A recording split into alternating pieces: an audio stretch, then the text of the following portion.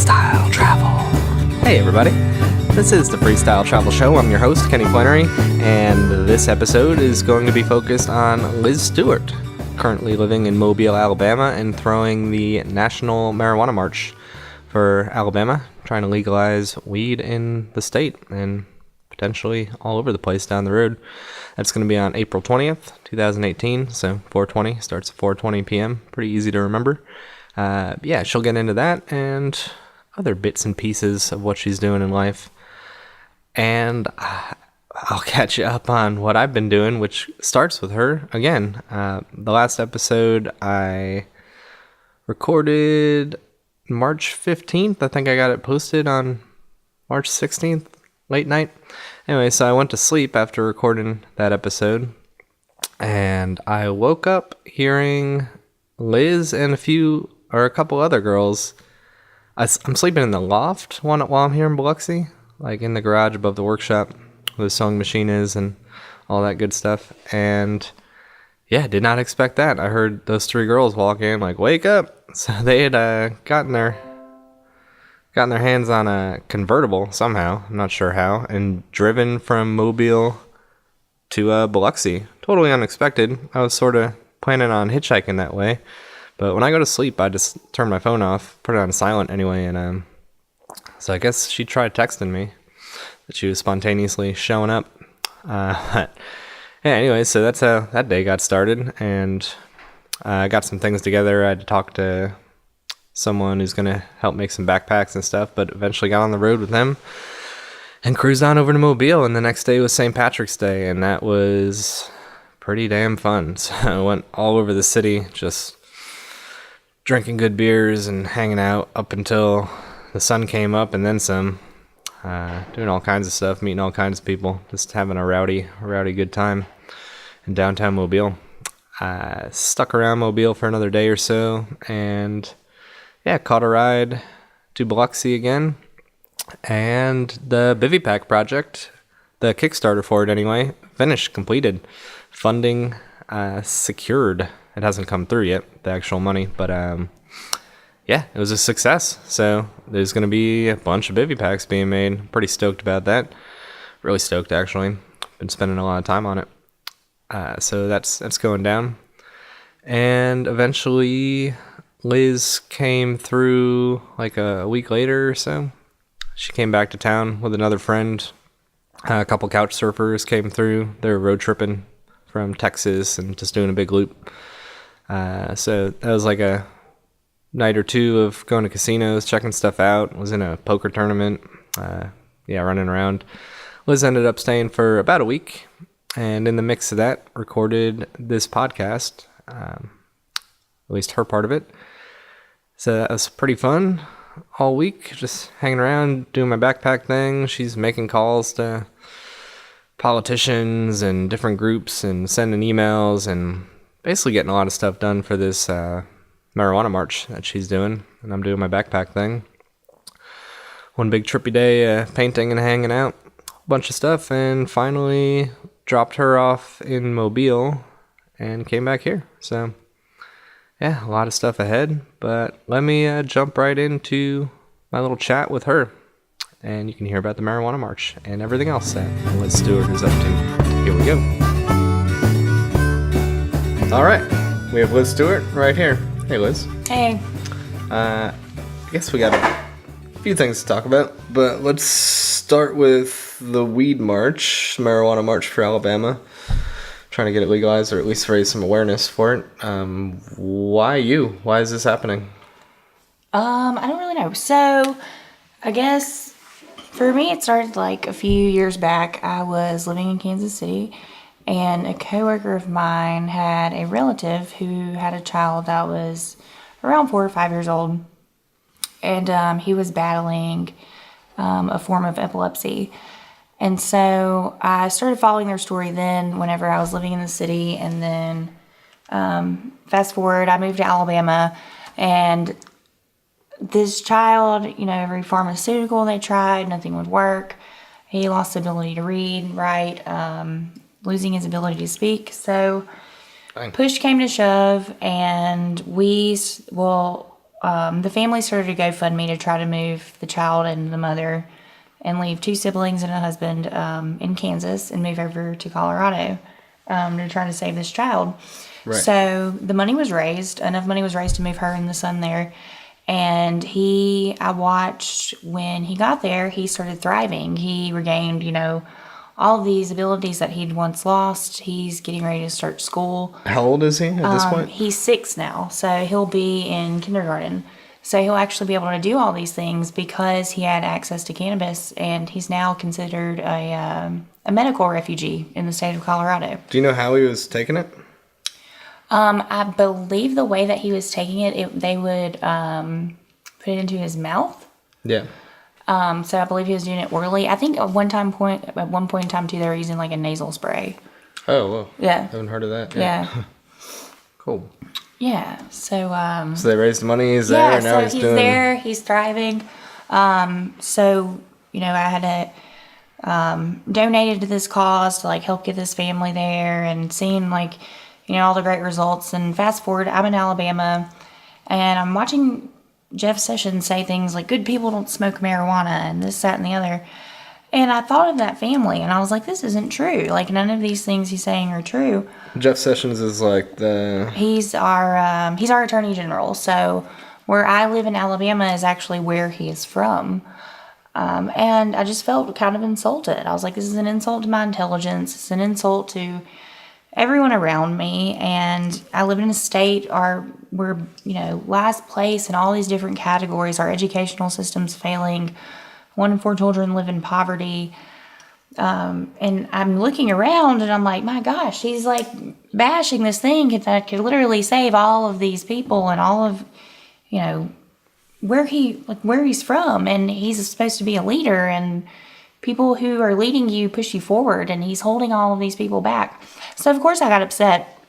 And I think like every great story ends with just like maybe like an upset woman just ready to do something.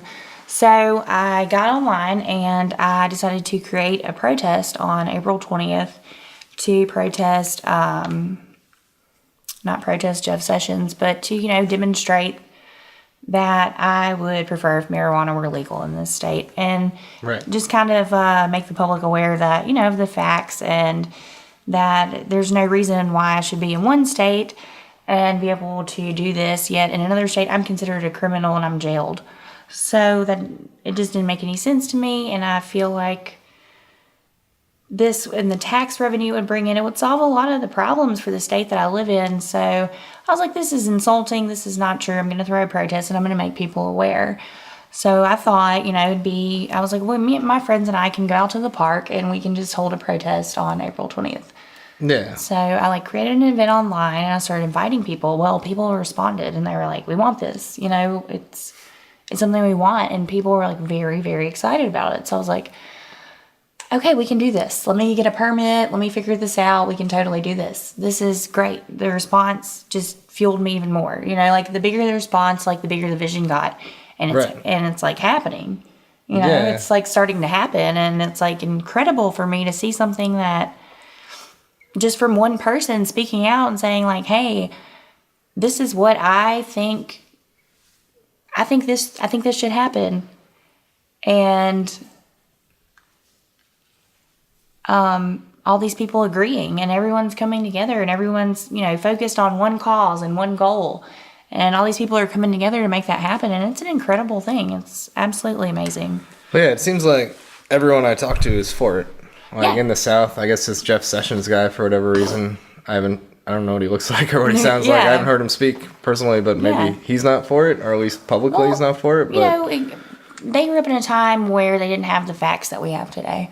We have all of this information at hand, all of this proof, all of these people whose lives are being saved, and these, states and cities that are thriving, and this quality of life that's improving, these educational systems are improving. We have that proof now, whereas, he may not have. So he may not have the ability to understand that things change and we gather information and we know certain things, and that's called progress. That's progress. So, well, it sounds like most people you talk to, I know you're looking for sponsorships and other things, but most people are on board, and it sounds sounds like the only sort of negativity you've gotten is from people that are a little bit nervous that it might not look good for them because it's marijuana and there's this connotation behind it. But Yeah. but have you actually talked to anyone who's just like actually against it? They're not No. worried about it. Yeah. I haven't talked to anyone who said, no, I'm not going to do this because I'm not against it. It's a fear. Yeah. And that's part of like the control mechanism. You know, we've created this like fear and this stigma around this thing that's actually a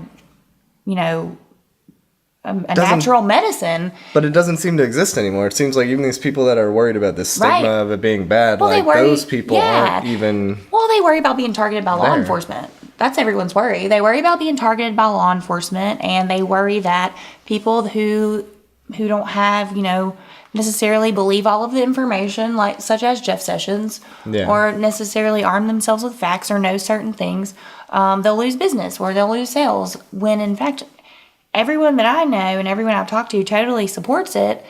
It's a fear surrounding it, which is terrible. No one should be afraid to speak their mind and say, hey, I believe this. We shouldn't live in a world where you can't say, you know what, I agree with this and I believe it and fear, being targeted or any backlash whatsoever. Yeah. We have to respect each other's beliefs completely. I feel like that's the big thing it's going to accomplish is people are going to come and it sounds like lots of people are going to talk from all political sides, all financial sides. You said there's doctors coming and We got Dr. economists David coming. Allen, and then I'm looking at having an economics expert come speak just to speak to, what this would actually do for our economy. Alabama is one of the poorest states in the country.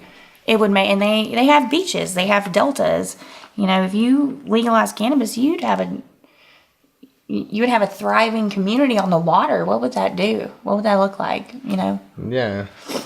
So, yeah, it just seems to me that after this event happens, especially if it gets to coverage, which I'm sure it will, it seems like at this point it's getting pretty big, then the rest of Alabama and the country will be like, yeah, Alabama's on board too. And then it's just a matter of time before people draft up the laws, propositions, and things to actually get it on the ballot, legalize it. Yeah, we hope that happens. Basically, what we have to do is demonstrate that we want this. I found out in the state of Alabama, if you petition to have something done, it doesn't matter. According to our Constitution, which was written in 1901, has not been amended since, petitions have no voice in the state of Alabama. The bill has to be drafted. It has to be approved. 3 out of 5 state legislators have to agree with it for it to even go on the ballot.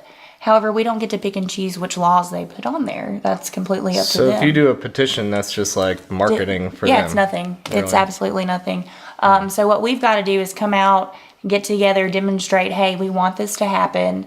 And that's what's going to motivate these people to pass these laws and put it on the ballot. Because we have the votes, we're the constituents.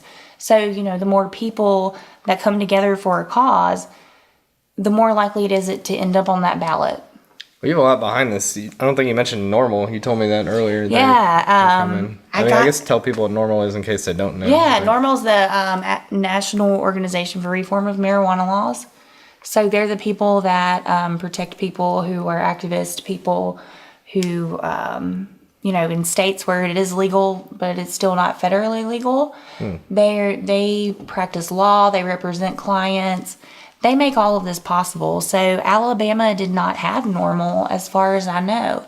However, in the process of doing all this, I even had already planned the event. I ended up meeting someone who, after speaking with them and telling them kind of what I had going on, we were out at dinner and I was just like, yeah, I'm planning this. And oh my gosh, I'm on board with Alabama NORML or trying to reassemble. I want to know more about this, So that's how I got linked up with them. It was complete coincidence. And now I've got Alabama NORML co-hosting. They're trying to get started up again. They're trying to get 501c status. I was like, come out, co-host. Yeah. This will help you guys. I would love to have you. And, because this isn't my event. This is for this cause. This is for the people to come together and have their voice be heard. Yeah, you're sparking it. You're definitely organizing it, but it's the people's. Yeah, it's them. The people have fueled all this, and the bigger the number got, the bigger the vision got, and the more that got done. So I ended up meeting Alabama NORML. And they put me on a conference call, and I told them, I have this vision for this event, and this is what I want to do, and this is why. And we just hit it off, and they were like, yes, we want to do this. We're trying to get reassembled. And so I got them to co-host, and they are going to also be speaking at the event to inform more people about Alabama Normal and make their presence known, because they're the people who are really going to make this happen. They'll also be accepting new members at the event and helping people register to vote. What does that mean? Like new member? Like just you can donate, and you can become an official member of Alabama Normal. So you'll keep up to speed with their news, help out with events. I gotcha. And add some numbers to the people who want this to happen. So what do you picture the event looking like? You said there's gonna be people speaking. Yeah, There's going to be music? Yeah, there's going to be music. I'm in the works with a few bands, and I also have an international DJ. He's an electronic DJ, has actually volunteered to come play, DJ Mo. Yeah. And he's been playing in like Greece and Norway, and I just happened to meet this person down at the beach one day, and he's like, I'm a DJ. And I was like, I need some, music. I'm hosting an event. And he volunteered to come play for us. So I'm very, very excited, to watch him play. So it's looking like it's shaping up to be a great event. It's going to be a lot of great music. The speakers, it's going to be very factual. It's going to be very informative.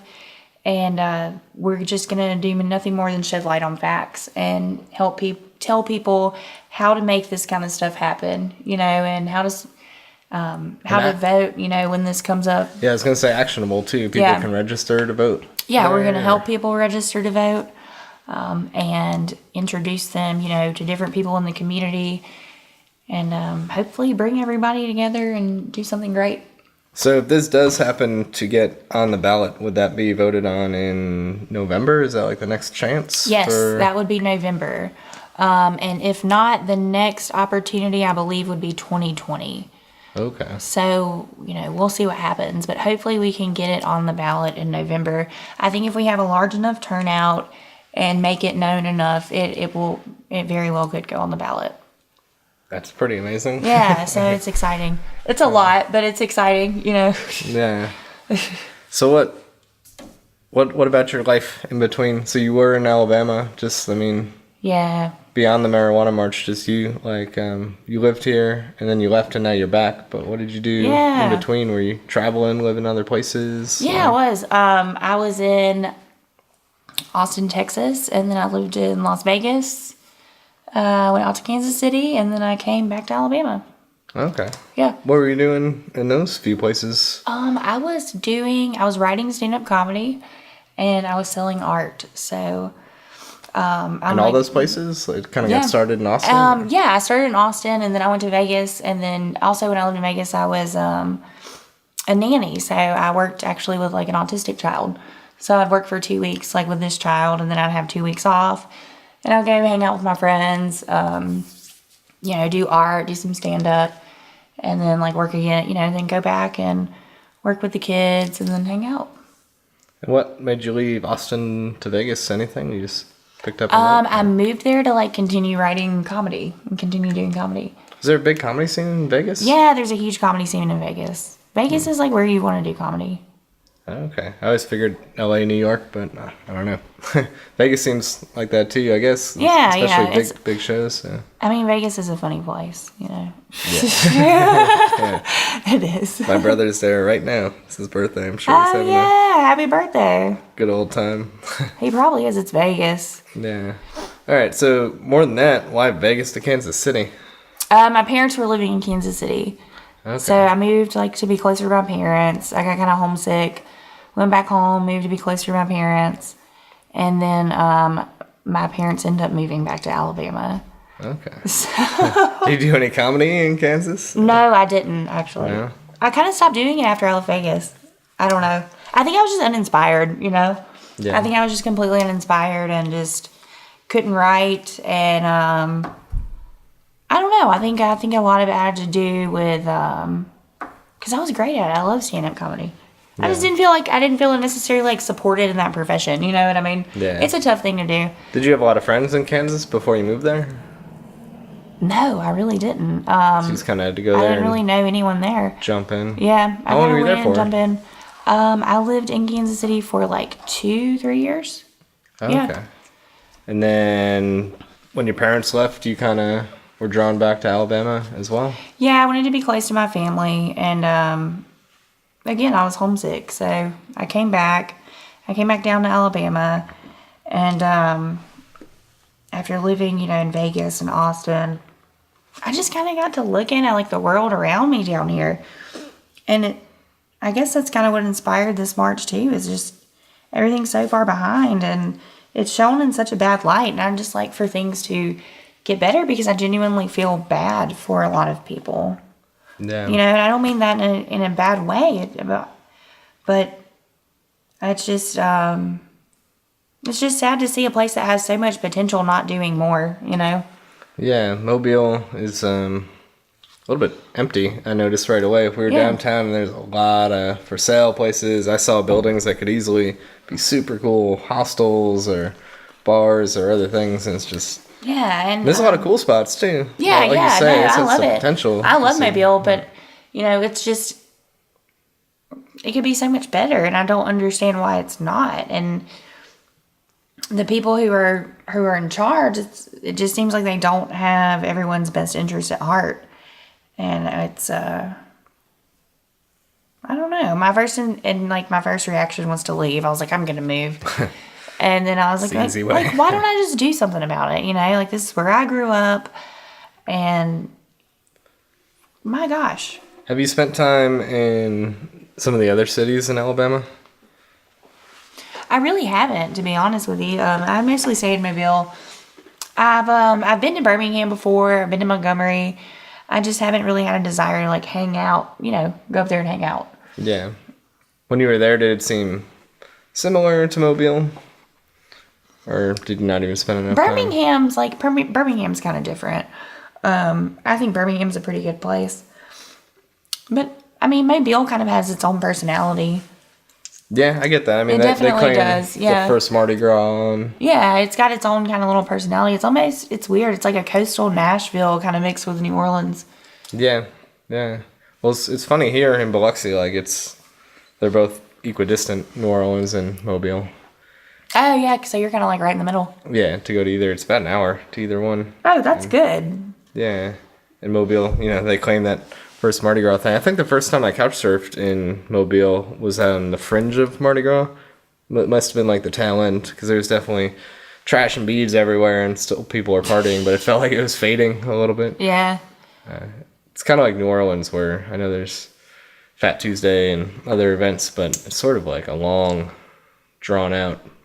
It's a long process. Mardi Gras is long, man. I was at one point I was praying. I was like, I just need Mardi Gras to be over. It's like one of those things you look forward to, and then like you just pray for it to go ahead and end. Yeah. Yeah, I got like carried away on Fat Tuesday, and I was like, I'm gonna go down there at like 11 a.m.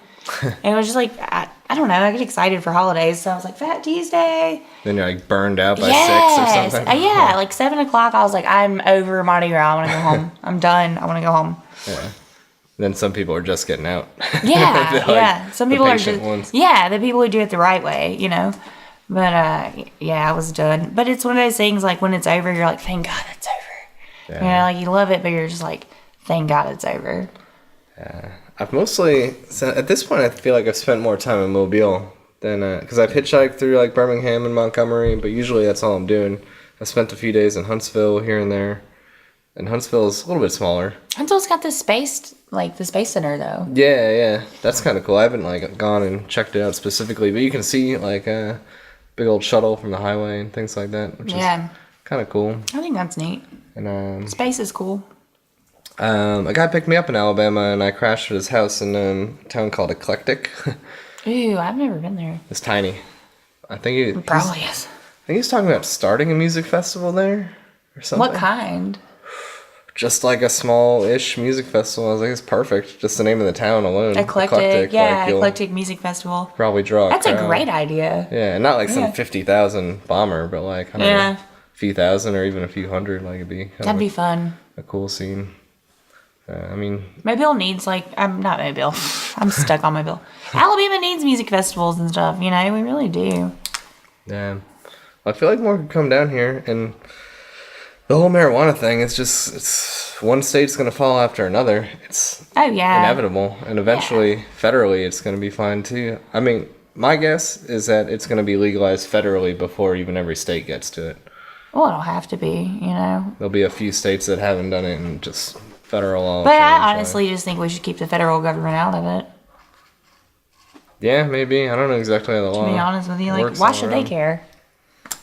Well, they don't seem to. It's been it's been around in California for ages. Right. So just do it, man. Yeah, it's pretty rare that they go and bust them. Right. I didn't see one cop getting upset about weed when I was in Denver. Not one.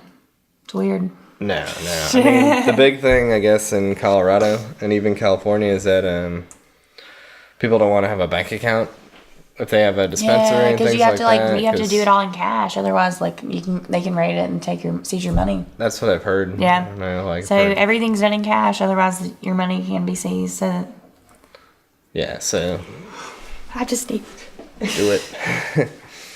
She's sneezing, but yeah, I've heard that, and I don't know how it works with money, but I feel like people who like money would probably want it to be in a bank account because banks can use that for things, and so, sort of would make sense for it to be legalized federally, just so they could get their grubby hands on the money a little bit more. People start putting in bank accounts. Well, yeah, that's why we don't want them to get involved with it, because they'll take all the money. Let the states keep the tax money and do whatever they want to with it. As soon as the federal government gets involved, they're just going to bankrupt the states again. Yeah, possibly. In my opinion. Yeah. I don't know the numbers. In my opinion. They'll find a way to make... Yeah, then you have it federally and state taxed, and that's absolutely ridiculous. Just let the states do it. You believe in states' rights? Believe in states' rights. Yeah. It's the state's right to legalize marijuana. Then I wonder how it would work out with cigarette companies, There's no telling. Albert Greens and stuff. If they just start blowing it up. Green packs. Yeah, and then it'll just be a whole GMO and... Yeah, they'd ruin it. They'd absolutely ruin it. They ruin everything. Yeah, once it goes commercial. So that's why it's kind of... It's done. It'd almost be cool if everyone was just chill. If you run into a cop and you talk to them the right way, they're not going to bust you. It was just an understood law. No one's getting arrested for marijuana. Yeah, even if it's on the books, it's written in paper, but we're going to do the right thing. Yeah. I'm going to do the right thing and not throw people in jail for possessing a plant. Yeah. I don't know. I just feel like it's a violation of a human right to be denied access to a plant that could potentially increase your quality of life. Yeah. I feel like that's a violation of a human right. And anyone who violates your human right in such a manner doesn't have your best interest at heart. In my opinion. Yeah. I like the idea. These are all opinions. I like the idea of cops just agreeing, because they're the ones who gotta do things. Really, mostly cops. They get to make decisions as human beings. And I feel like, all right, at least for a while in New Orleans, I heard from a lot of people, and I'm assuming it's true, that they didn't even. And this might still be true, unless there's a gunshot or something. They're not coming around. They're not coming around. We were in New Orleans, remember? In all the balloons. Oh, yeah. People just doing nitrous in the streets. Yeah, they were just nitrous tanks on the streets. And there's cops right there. And they're just directing traffic. Yeah. I feel but that's how, if you're not bothering someone or threatening someone. Yeah, you're not getting... What's the issue? Physically attacked. Yeah. And these people what's are the issue? Yeah, just let it go. Yeah. And if you don't agree with smoking marijuana, don't smoke it. Yeah. It's a choice. Yeah, and you don't have to be... No one's bothering you. In the room with it. It's still if you disagree with it, don't do it. Yeah. Don't ruin everybody else's potentially good time. It's getting to that point. I'm glad you're doing this, because it's about time everywhere. It's coming around. Yeah, I don't even smoke that much personally. It's just, but, I do sometimes, and I'd rather not have to think about it. Yeah. And, the only crime associated with the plant is because it's illegal. If you made it legal, there would literally be no crime associated with it. Yeah. All those numbers about people in prison because of it. And yeah, that's a whole conversation on its own. Locking people up for possessing a plant. Come on. Yeah. I've heard of people in Oklahoma. We're going to ruin someone's life over that. 5 years for smoking a joint. 5 years. And then he's like Smoking a joint. exposed to prison culture, and then that breeds a whole new set of issues. Yeah, getting Yeah. better. You're just making things worse. Yeah. Ridiculous. Ridiculous. I'm personally pretty upset. Are you? Yeah. Clearly. Yep. Well, I want to ask you about your, well, no, you should talk about the Roy Moore thing, too, because that's kind of Oh, yeah. That is That's kind of how I got sort of how- inspired. Yeah. inspired and also got a lot of attention pointed towards you, Yeah, which makes that's it true. sort of, it seems like it made it easier for you to It draw more probably attention did. to I this wasn't issue. like thinking about it though. I was just like, hey, me and my buddies will go out to the park Feeling for and tell people, people information about medicinal cannabis and have a little protest. It's always nice when we get together, the people I'm usually like at protest with. It's always Yeah. nice when we get together.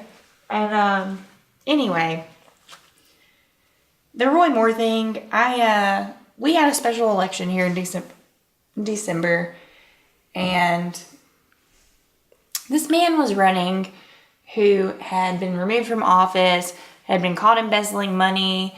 He broke federal law. When gay marriage became federally legal, he stopped issuing anyone in the entire state a marriage license, including straight couples. He wouldn't let anybody in the state get married. Wouldn't let anyone get married? No, he wouldn't let anyone get married because he's like protesting gay marriage, I guess. Can he do that? No, he broke federal law. Like, he broke the federal law, and he violated tons of people's rights, Huh. So I was like, well, and on top of that, there were like a few allegations against him. So I got kind of upset about it, and I was like, you're really going to let this man run to like represent me? I live in this state. This person represents me. That's not the person I want representing me, Yeah. So I was like, I'm going to say something. I want everyone to know I don't agree with this. That was my whole thing. I don't agree with the fact that you're allowing a person who intentionally broke federal law, was removed for office twice, embezzled money, and now has this other stuff going on, run for office. I don't agree with that. So I just like went out and protested him and started like a group for people on Facebook. Nobody really gave a crap about the group because we're in Alabama. We're in a red state. Historically, it's been a red state. We haven't had a Democrat. I'm not a Democrat, by the way. I was just opposing him. I wasn't protesting for anyone. Yeah. I was just protesting against someone. Yeah. And because I thought he shouldn't have been able to run. And we elected a Democrat for the first time in 20 years during this special election.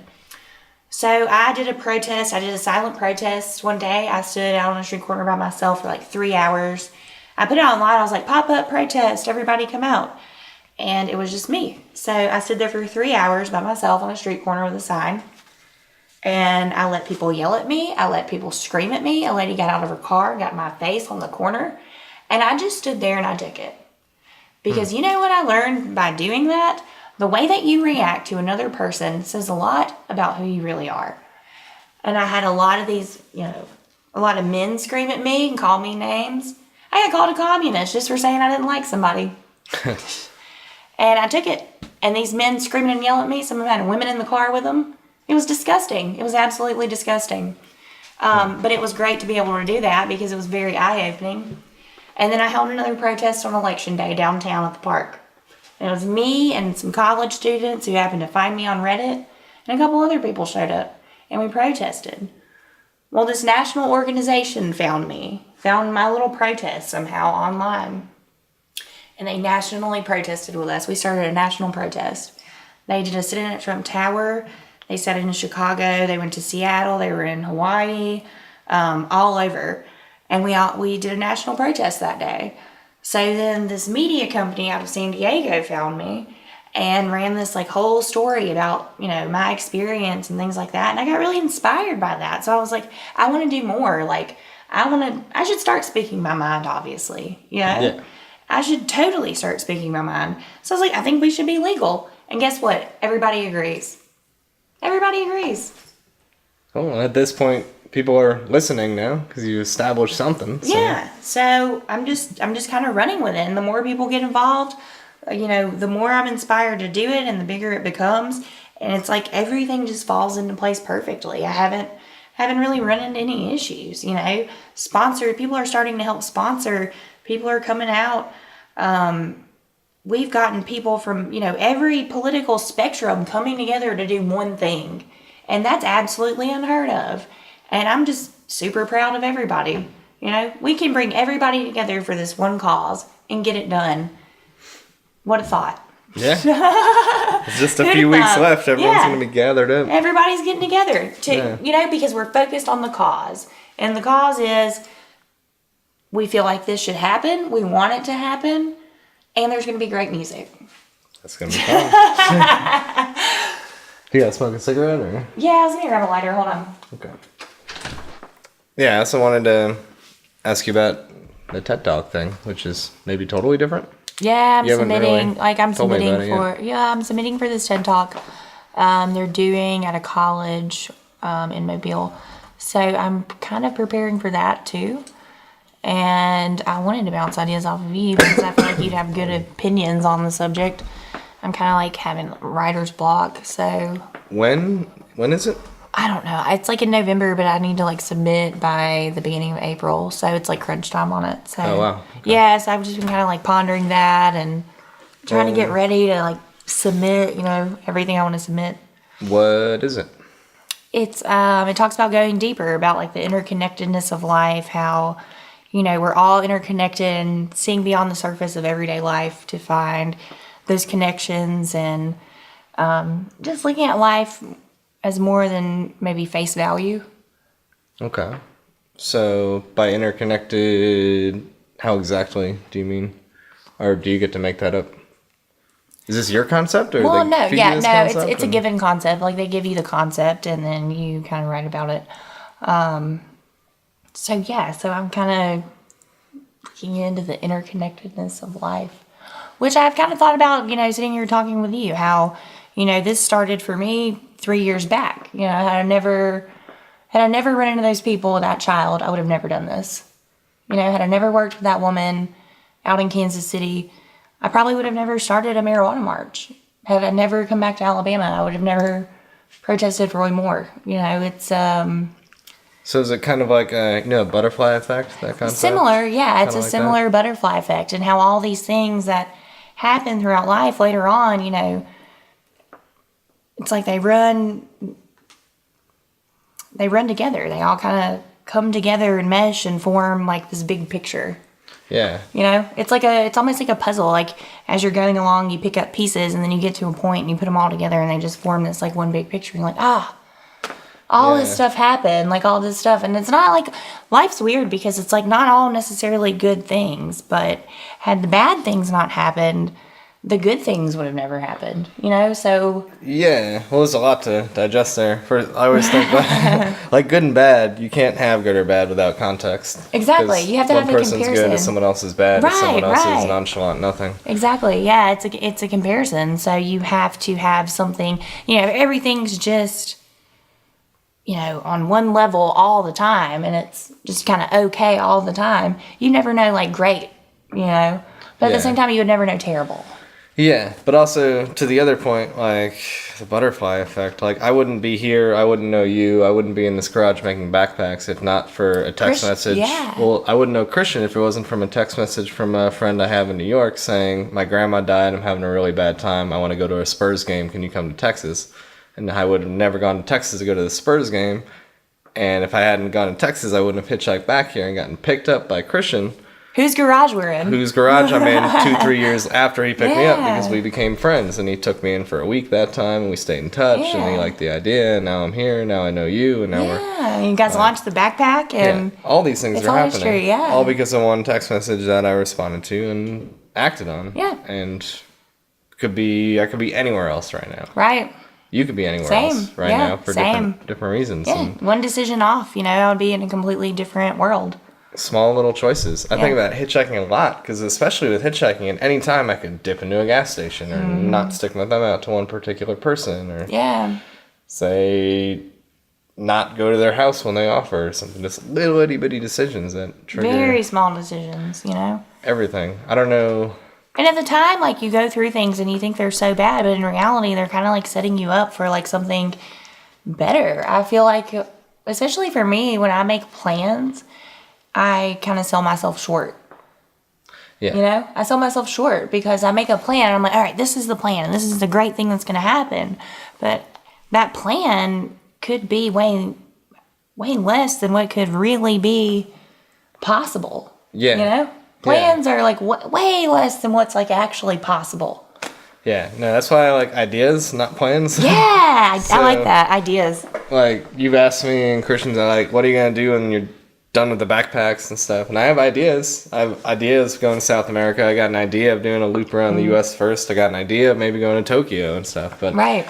a plan is kind of going to sell myself short because anything else could happen in between now and then. I could meet anyone or do anything. Like, and even you said, I'm going to Austin. That sounds cool. Yeah. You talked about going around for a month. That sounds But cool. then we talked about it and I was like, I may not be in Austin though. You know, I don't know what's going to happen. I don't know what's going to happen.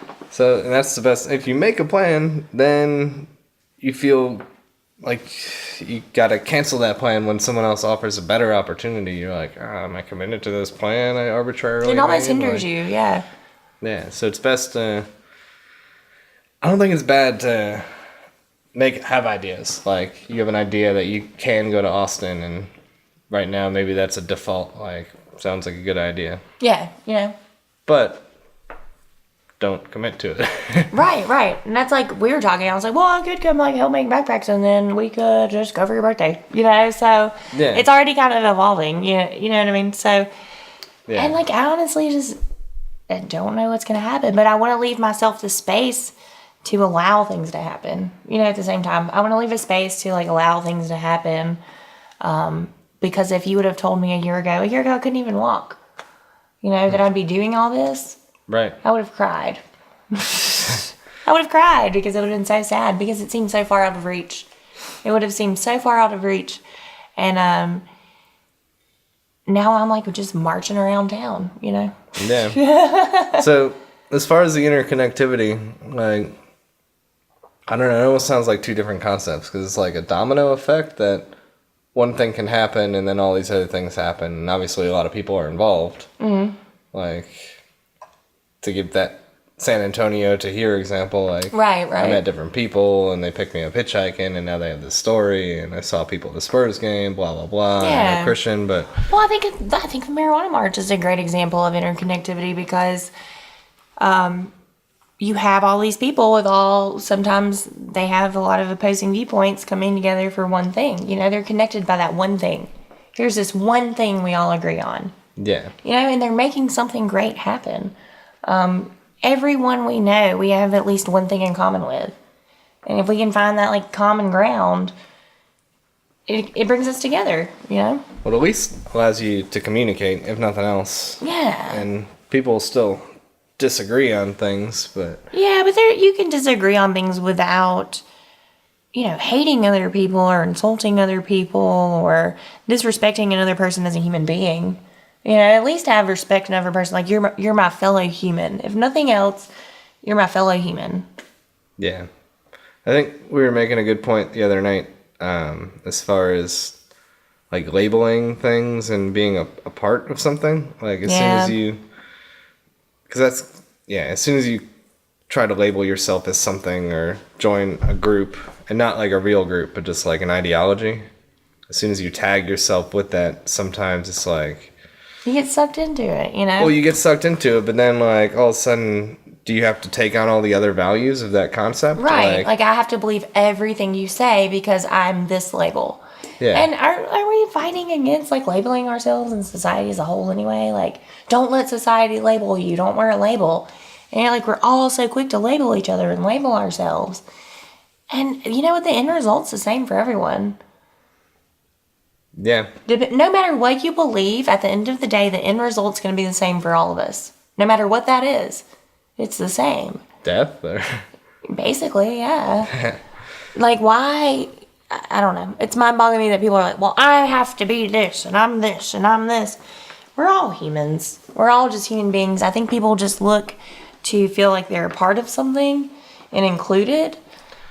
Yeah, and easily describe what they are. Like, even you could just casually call yourself a vegetarian.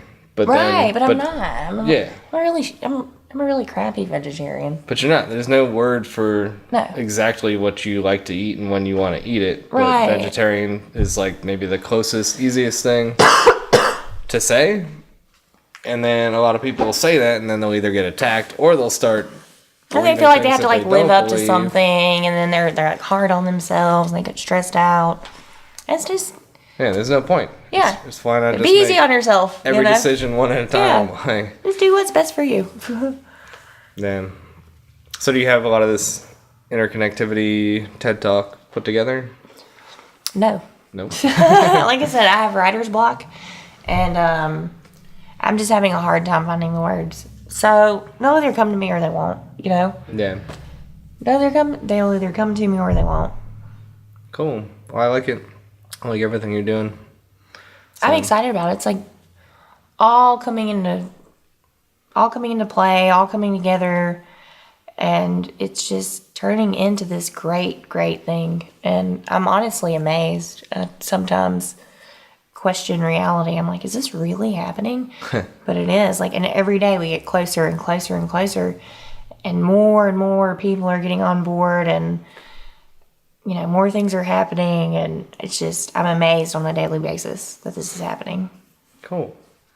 So I guess let's close this off with not what are your plans, but what are your ideas going forward. Obviously, you got to write this TED Talk. You got the marijuana march on 4/20, April 20th, in 3 then, weeks. Of course, I'm going to continue to sell art.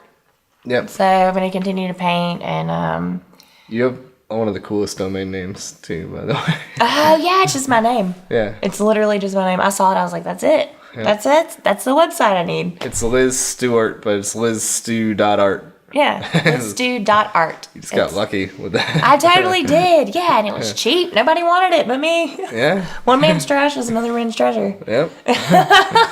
So, marijuana march, TED Talk, sell some art, maybe go to Austin. You said maybe Yeah. travel around for a month. Yeah, like you kind of inspired me to do that. I was like, yeah, you know what? I don't really have any major commitments after this. I've got my art going. That's what I'm passionate about. I can do that anywhere. So I was like, why not? Why not take like a few weeks and just do what Kenny does? See some places you haven't seen. Yeah, so I want to see more places. I think it would be good for me to have time to myself. And Live day to day. yeah, and kind of just like shed a lot of stuff. I feel like it's very liberating to just kind of like let go of things and take off. That's one of the most empowering things I think I've ever done. And I've done it before. And it gives you a whole new outlook on everything around you. So I feel like I'm probably going to need that. Oh, I'm going to go to Jazz Fest, though. I am going to go to Jazz When Fest. is Jazz Fest? It's the first weekend of May. Okay, cool. Last weekend of April, first weekend of May. You should come. If I'm here, I will. I think I probably Yeah. still will be, for sure. Yeah. Be making stuff, so. We're going to stay down over, we're going to stay at Paul's. Oh, yeah? We're going to stay at Paul's house. That's where we were that's where we went to the party after the Dead show, was Paul's house. Oh, yeah. Anyone who's listened to the last few episodes. Yeah, there so it that's is where we there. were, yeah. So we can stay there and we can go to Jazz Fest. Sweet. Yeah. Cool. All right. Well, thanks for being on the show. Thanks for having me. Yep.